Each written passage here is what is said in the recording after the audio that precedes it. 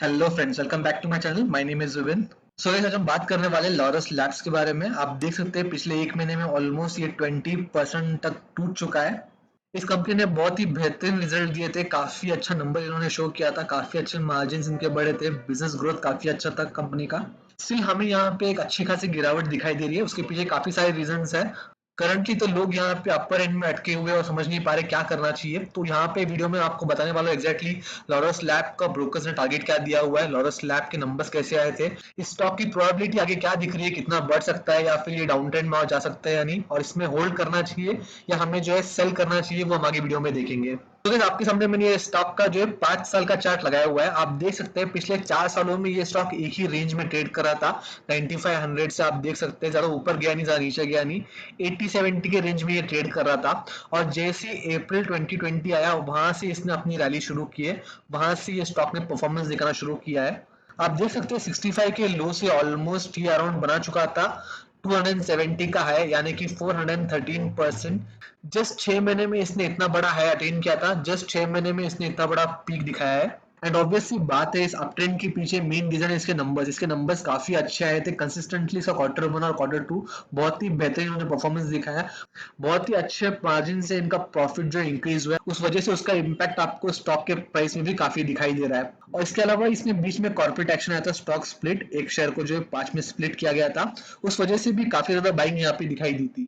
और अब क्योंकि ये स्टॉक काफी ज्यादा चढ़ चुका है, इसके वैल्यूएशन काफी हाई हो चुके हैं, तो अभी हमें यहाँ पे कंसिडरेबल एक करेक्शन दिखाई दे रहा है। इसके स्टॉक प्राइस पे और बात करने से पहले कि आगे कितना बढ़ सकता है या आगे और गिर सकता है, बेचना चाहिए या खरीदना चाहिए, इन सब चीजों में बात करने से पहले हम देखते हैं कि ब्रोकरेज हाउसेस ने इस पे क्या कॉल दिया हुआ है, ब्रोकरेज ने इस पे क्या कहा हुआ है, और एक्चुअली स्टॉक परफॉर्म कैसा कर रहा है, इसकी एक्चुअल वैल्यूएशन अभी करंटली कैसे है, और साथ ही साथ इसके नंबर्स कैसे हैं, हम पहले देखते हैं। सो गाइस, आपके सामने मैंने 12 क्वार्टर के रिजल्ट लगाए हुए हैं। आप देख सकते हैं सबसे ज्यादा सेल्स इसका इस क्वार्टर में हुआ था, रिसेंट क्वार्टर में सितंबर 2020 में 1139 का इनका सेल था। और आप देख सकते हैं इनका प्रॉफिट भी काफी ज्यादा बढ़ गया। अगर आप प्रॉफिट बिफोर टैक्स की बात करें तो 314 करोड़ का आपको यहाँ पे प्रॉफिट बिफोर टैक्स दिखाई देगा। अगर इसमें से टैक्स निकालते हैं तो ऑलमोस्ट 242 करोड़ का आपको यहाँ पे प्रॉफिट दिखाई दे रहा है। इनके मार्जिन भी काफी ज्यादा बढ़ गए, ऑलमोस्ट 33% इसके लास्ट क्वार्टर में। आप देख सकते हैं मार्जिन में काफी ज्यादा इजाफा हुआ है। जो प्रॉफिट उन्होंने इस क्वार्टर में दिखाया, आज तक का सबसे बड़ा प्रॉफिट आप यहाँ पे कह सकते हैं कि एक क्वार्टर में इन्होंने दिखाया। इससे पहले आप कभी भी देख सकते हो 200 करोड़ के ऊपर इनका प्रॉफिट गया ही नहीं है। आप देख सकते हो पिछले 10 साल में इनका प्रॉफिट जो है डबल डिजिट में ऑलमोस्ट यहाँ पे 50 तक पहुंच रहा था या 80 तक टच कर रहा था, बट पिछले 3 क्वार्टर में ये लोग 100 क्रॉस कर पाए। और लास्ट क्वार्टर, जो करंट क्वार्टर, रिसेंट क्वार्टर, यहाँ पे उन्होंने बहुत ही गजब के नंबर दिखाए, बहुत ही आउटस्टैंडिंग नंबर दिखाए। उन्होंने ऑलमोस्ट 242 करोड़ के यहाँ पे प्रॉफिट दिखाया है। सो आप देख सकते हैं एक साल पहले जो पूरे साल का प्रॉफिट हुआ करता था वो भी हार्डली 150 करोड़ के पास जाता था, जबकि अभी बस उसने 3 महीने में ही जो है 242 करोड़ का प्रॉफिट दिखाया है।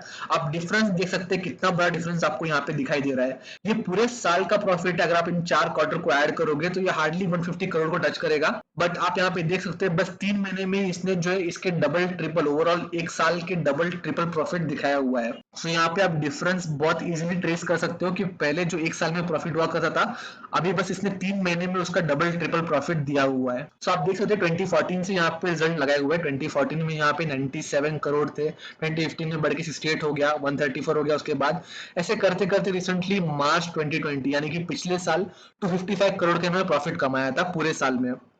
यहाँ पे पहली बार इतना बड़ा प्रॉफिट इन्होंने कमाया है, वो भी इनका लास्ट क्वार्टर जो था, मार्च का क्वार्टर, उसमें काफी अच्छे नंबर दिखाए थे, उस वजह से आपको इतना बड़ा प्रॉफिट यहाँ पे दिखाई दे रहा है। So ये थी अब तक की कहानी, बट अगर आप देखोगे टिल दिस मंथ, यानी कि इस साल में अभी 2 क्वार्टर हो गए हैं, बस 2 क्वार्टर में इन्होंने ऑलमोस्ट 600 करोड़ का प्रॉफिट कमाया हुआ है। आप देख सकते हैं यहाँ पे अगर आप 2-3 साल कंपेयर करोगे तो भी यहाँ पे 600 करोड़ बनती नहीं है, जो उन्होंने बस 2 क्वार्टर में कमाए, यानी कि 6 महीने में कमाए। So यहाँ पे पॉइंट ये है कि कंपनी काफी बड़े रेट पे ग्रो कर रही है, काफी हायर रेट पे ग्रो कर रही है। वैसे तो सारे फार्मा कंपनीज के नंबर्स अच्छे आ रहे हैं, सारे फार्मा कंपनीज अच्छी तरह ग्रो कर रहे हैं, बट ये कंपनी ने जो है एक्सेप्शनल प्रॉफिट दिखाया हुआ है एज कम्पेयर टू इसका पहले का परफॉर्मेंस। अभी हम बात करते हैं बैलेंस शीट की, तो आप देख सकते हैं यहाँ पे मैंने हाईलाइट किया हुआ है इनका जो बोरोइंग है, जो ये लोग बोरो कर रहे हैं पैसे, जो इन पे डेप्ट है, वो ऑलमोस्ट कम हो गया है, 932 करोड़ हो गया है।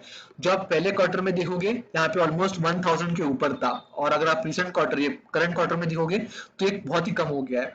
साथ ही साथ इनकी जो रिजर्व्स है वो काफी बढ़ गए। आप देख सकते हैं 2081 करोड़ इनके रिजर्व है, जबकि लास्ट क्वार्टर में 1658 था, उसके पहले क्वार्टर में 1447 था। तो ये कंसिस्टेंटली बढ़ते जा रहा है, जो कि बहुत ही अच्छी बात है। और अगर आप रिजर्व से कंपेयर करते हो इनके बोरिंग को तो काफी कम हो गई है बोरिंग, यानी कि ये जो पैसे बाहर से उठा रहे ऑपरेशंस के लिए, कंपनी ग्रो करने के लिए, एक्सपेंशन के लिए, काफी कम हो गया है अगर आप कंपेयर करोगे इनके रिजर्व्स के कंपैरिजन में। ये बहुत ही पॉजिटिव साइन है कंपनी के लिए, बहुत ही हेल्दी साइन है कि यहाँ पे डेब्ट कम हो रहा है और रिजर्व्स भी बढ़ते जा रहे हैं। और जो अगला पॉइंट यहाँ पे कंसिडर करने के लायक है वो है प्रमोटर्स की शेयर होल्डिंग। यहाँ पे आप देख सकते हैं प्रमोटर के पास जो है 32% स्टेक है कंपनी का।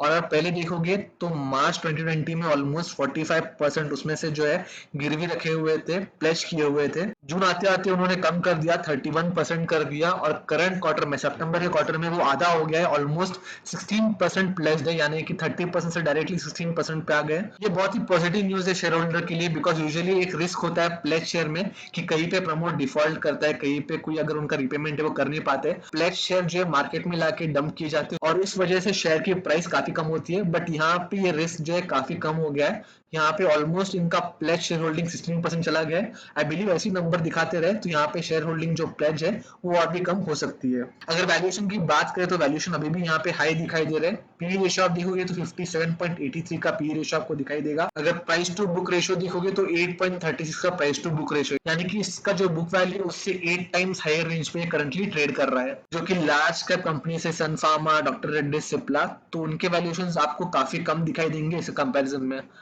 सन फार्मा की बात करें तो पी 32 है, प्राइस टू बुक रेशियो 2.48 है, डॉक्टर रेड्डीज का 40 है, सिप्ला का 41, और अगर प्राइस टू बुक रेशियो की बात करें तो 5 और 3 है।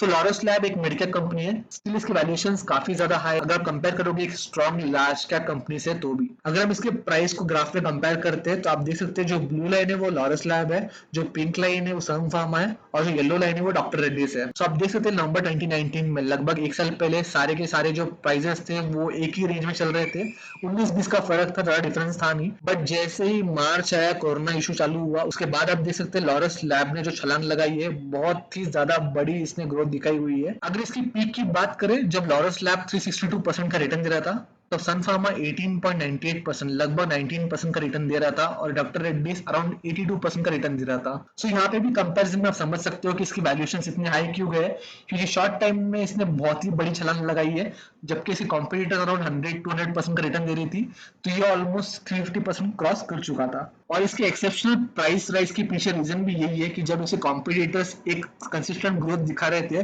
कोविड के पहले भी, कोविड के बाद भी इनमें जब एक ग्रोथ आया तो उसके मुताबिक ज्यादा नहीं आया था।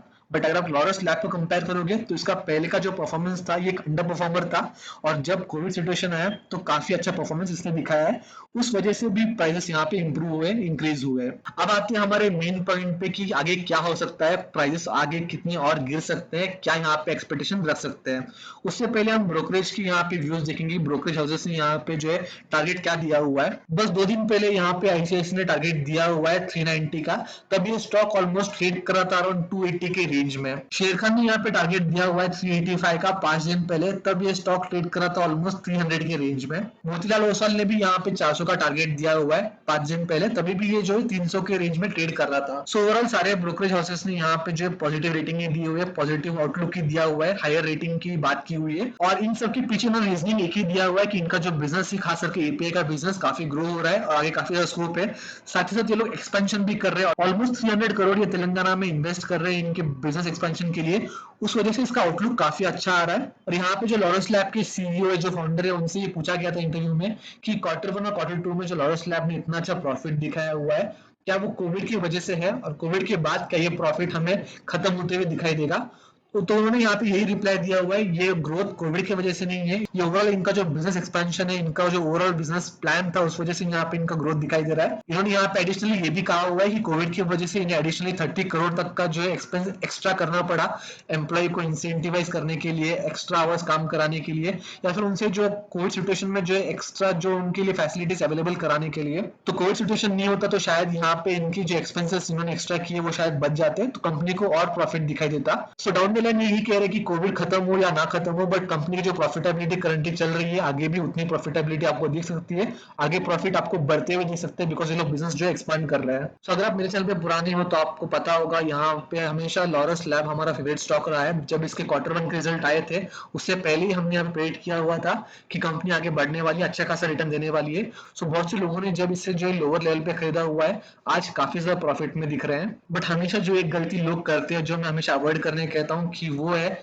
यहाँ पे हायर रेंज में इसे चेस करना। जब भी ये स्टॉक ऊपर की तरफ चढ़ता है, एक पीक बनाता है, तब एक बड़ा इन्वेस्टमेंट यहाँ पे करना। बिकॉज ये मिड कैप स्टॉक के रिस्क हमेशा होता ही है। अगर मिड कैप स्टॉक ना भी हो, स्टिल कोई भी स्टॉक जब इतना भागता है, तब इसमें एक बड़ा इन्वेस्टमेंट, लमसम इन्वेस्टमेंट करना और ये सोचना कि आगे अच्छा रिटर्न देगा, ये बहुत ही इरेशनल बिहेवियर है, बहुत ही इरेशनल एक्सपेक्टेशन है। मैं ये कहूंगा कि ये लेजी एक्सपेक्टेशन है। पैसे डाल के यहाँ पे अपनी टेंशन कम करना चाहते हैं, इसमें स्टडी करने का, ऑब्जर्वेशन करने का जो एक्स्ट्रा एफर्ट है वो लेना नहीं चाहते हैं। सो उस वजह से जब भी हायर एंड से स्टॉक करेक्ट होता है, हायर एंड से स्टॉक नीचे आता है, तो लोग कंपनी को, प्रमोटर्स को, ऑपरेटर्स को यहाँ पे गाली देना शुरू करते हैं, उनको नाम रखना शुरू करते हैं। बट हमने जो गलती की होगी, हमने जो सीखना चाहिए, हम यहाँ पे सीखते नहीं है। सो ऐसे स्टॉक जहाँ पे आप स्टडी पूरा करते हो, आपको पता है वैल्यूएशन थोड़े हाई है, बट करंटली कंपनी के जो फ्यूचर है वो अच्छा दिखाई दे रहा है, कंपनी अच्छा आगे प्रॉफिट कर सकता है। करंटली करेक्शन आ रहा है बिकॉज स्टॉक काफी चढ़ चुका है। पहले यहाँ पे जो कंसिडरेबल करेक्शन आया नहीं था, जब भी करेक्शन आया था जल्दी रिवर्सल ले लिया है, उस वजह से यहाँ पे स्टॉक अभी एक अच्छा करेक्शन दिखा रहा है।